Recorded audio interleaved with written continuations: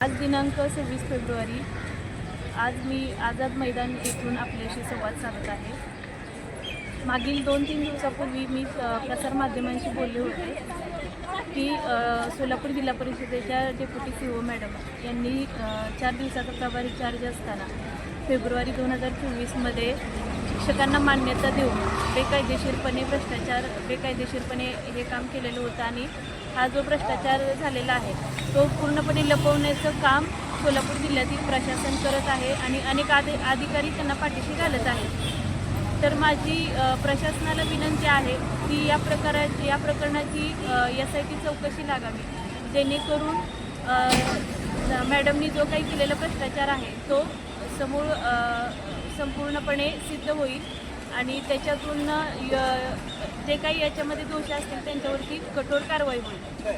तर या प्रकरणाबद्दल मागील 8-10 महिन्यापूर्वी देखील मी आमचे शालेय शिक्षण मंत्री भुसेसाहेब यांच्याकडे विनंती केली असता त्यांनी या प्रकरणाची चौकशी व्हावी असे आदेश दिलेले असताना देखील जेव्हा हा विषय सोलापूर जिल्ह्यातील शिक्षणाधिकारी यांच्यापर्यंत जातो तर तिथून अहवालच सादर केला जात नाही आणि कुठेतरी मॅडमला पाठीशी घालण्याचा प्रकार होतो आणि चौकशी ही तिथंच थांबली जाते, पुढे त्याच्यातून काहीच प्रक्रिया पुढे जात नाही।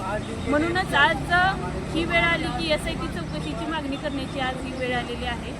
तर माझी प्रशासनाला विनंती आहे की यासाठी चौकशी लागावी आणि हा जो भ्रष्टाचार आहे तो सर्वपणे जनतेच्या समोर यावा।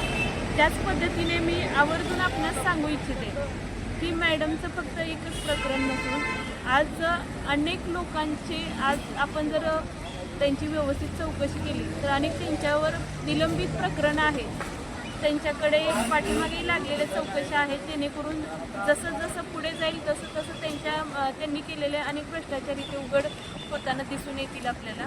तर माझी प्रशासनाला विनंती हीच राहील की लवकरात लवकर यासाठी चौकशी लागावी आणि जे काही खरं खोटं आहे ते जनतेच्या समोर यावं।